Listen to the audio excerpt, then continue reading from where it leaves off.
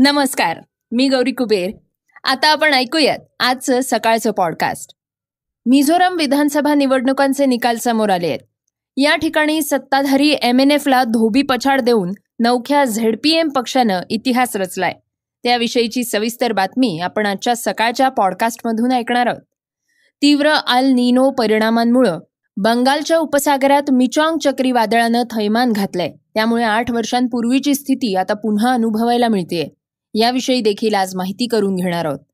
आज चर्चेतील बातमीमध्ये पंतप्रधान नरेंद्र मोदी यांनी सिंधुदुर्गात केलेल्या घोषणेविषयी ऐकणार आहोत.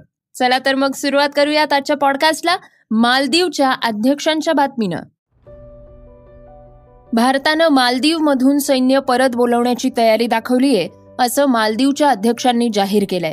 सत्तेत आल्यानंतर अध्यक्ष मोहम्मद मज्जू यांनी भारतीय सैन्याला परत पाठवण्यात येईल असं आश्वासन जनतेला दिलं होतं. त्यानंतर शपथविधीनंतर त्यांनी भारत सरकारकडे याबाबतची औपचारिक विनंतीही केली होती. आमची आणि भारत सरकारची चर्चा झालीय. यामध्ये भारत सरकारनं आपल्या सैनिकांना परत बोलवण्याची मागणी ही मान्य केलीय. तसंच विकास कामांच्या विषयी आलेल्या अडचणी सोडवण्यासाठी एक उच्चस्तरीय समिती स्थापन करण्यात येणार आहे असं मुज्जू मालेममध्ये पत्रकारांशी बोलताना म्हणाले आहेत. मालदीवच्या अध्यक्षांनी सैन्य माघारी घेण्याची माहिती दिली असली तरीही भारत सरकारकडनं याबाबत पुष्टी करण्यात आलेली नाहीये. केंद्र सरकारमधल्या सूत्रांनी सांगितलंय की अद्याप काही निर्णय झालेला नाही. दोन्ही देशांमध्ये याबाबत चर्चा सुरू आहे. पंतप्रधान नरेंद्र मोदी आणि मालदीवचे अध्यक्ष मुज्जू यांच्यामध्ये COP28 हवामान परिषदेच्या दरम्यान सैन्य माघारीबाबत चर्चा झाल्याचं बोललं जात आहे. मालदीवमध्ये भारतीय लष्कर हे आपत्कालीन मदत कार्यामध्ये व्यस्त आहे. भारतीय सैन्याची मालदीवमधली संख्या ही 100च्या आत आहे. सर्व सैनिक पायलट म्हणून काम करत असल्याची माहिती आहे. मालदीवमध्ये समुद्री अपघाताच्या वेळी भारतीय लष्करानं अनेकदा महत्त्वाची भूमिका बजावली आहे. दरम्यान मालदीवमध्ये जवळपास 1200 बेट आहेत. यातील केवळ 100 बेटांवर मानवी वस्ती आहे. यातील काही बेट हे पर्यटनासाठी प्रसिद्धही आहेत. तर मुज्जू हे चीनच्या जवळचे मानले जातात. चीन मालदीवमध्ये आपले हातपाय पसरवण्याचा प्रयत्न करत आहे. अनेक बेटं करार पद्धतीनं भाड्यानं घेतली जात आहेत. चीनचा प्रभाव वाढत असल्यानं भारताची चिंता वाढतीये.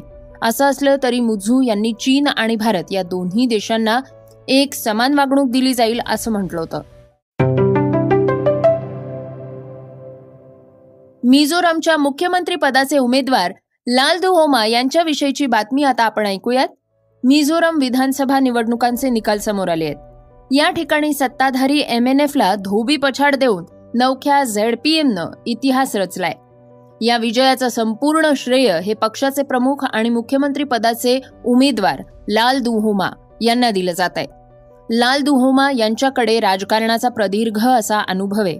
सुरुवातीला IPS अधिकारी, मग इंदिरा गांधींचे सिक्युरिटी चीफ, त्यानंतर काँग्रेसमध्ये प्रवेश आणि पुढे स्वतःच्या पक्षाची स्थापना. लालदुहोमा यांचा हा संपूर्ण प्रवास हा थक्क करून टाकणार आहे.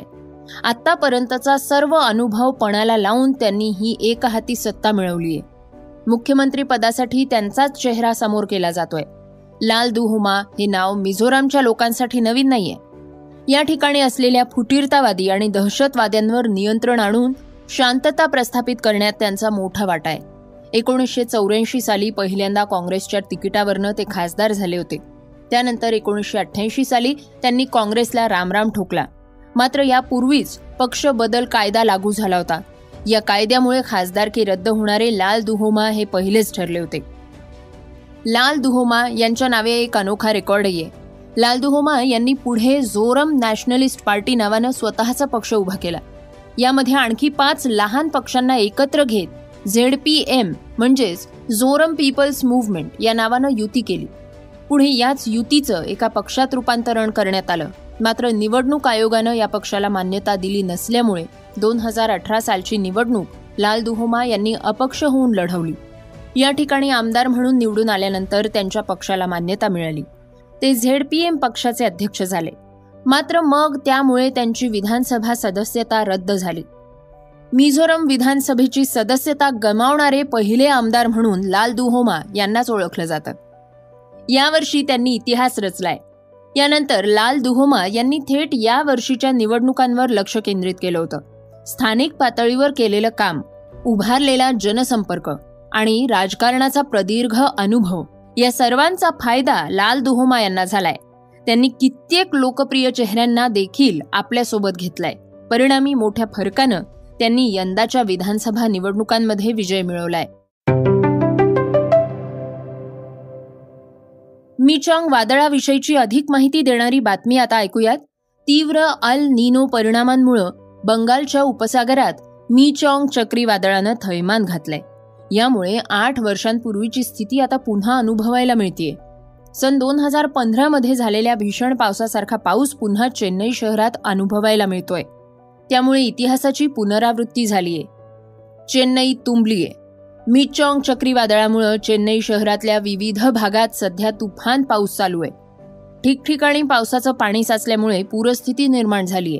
त्यामुळे ट्रेन्स, बसेस, विमानसेवा यांच्यावर वाईट परिणाम झालाय. सध्या या सर्व सेवा चेन्नईत ठप्प झालेल्या आहेत. चेन्नईच्या विमानतळाची दैना उडालीय. पार्किंगमधल्या विमानांच्या चहू बाजूनं पाणीच पाणी दिसतंय. मिचॉंग चक्रीवादळ आणि भीषण पावसामुळे तमिळनाडू सरकारनं राज्यातल्या 4 जिल्ह्यांमध्ये आज सार्वजनिक सुट्टीही जाहीर केली आहे. यामध्ये कांचीपुरम, थिरुवल्लूर, चेंगलपट्टू आणि चेन्नई या जिल्ह्यांचा समावेश आहे. आज दुपारी 12 वाजता हे चक्रीवादळ तमिळनाडूच्या किनाऱ्यावर धडकणार आहे. या चक्रीवादळाचा वेग 90 ते 100 किलोमीटर प्रति तास इतका असेल. दुपारनंतर याचा वेग 110 किलोमीटर प्रति तास इतका होईल. पुढे 7 डिसेंबरपर्यंत हे चक्रीवादळ याच भागात राहील.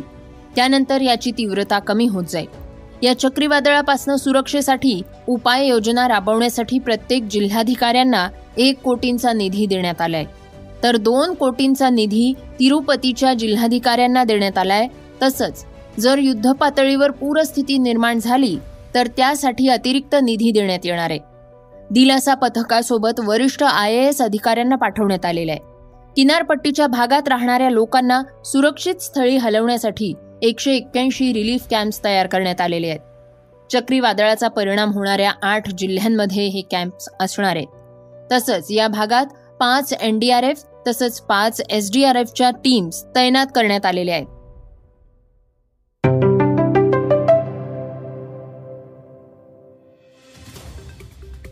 विजयाची अपेक्षा असलेला मध्य प्रदेशातला निकाल विरुद्ध बाजूनं लागल्यानं काँग्रेसमध्ये निराशेचं वातावरण आहे. गेल्या विधानसभा निवडणुकीत काँग्रेसनं 114 जागा जिंकल्या होत्या. तर या निवडणुकीत ही संख्या 66 वर थांबली आहे.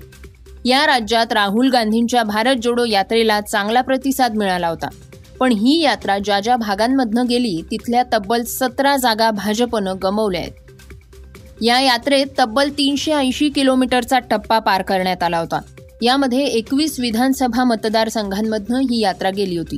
राहुल गांधींची ही भारत जोडो यात्रा गेल्या वर्षी 23 नोव्हेंबर ते 4 डिसेंबर या काळात मध्य प्रदेशातल्या मालवा निमाड भागातल्या 6 जिल्हे बुरहानपूर, खंडवा, खरगोन, इंदौर, उज्जैन आणि आगर मालवा इथून गेली होती.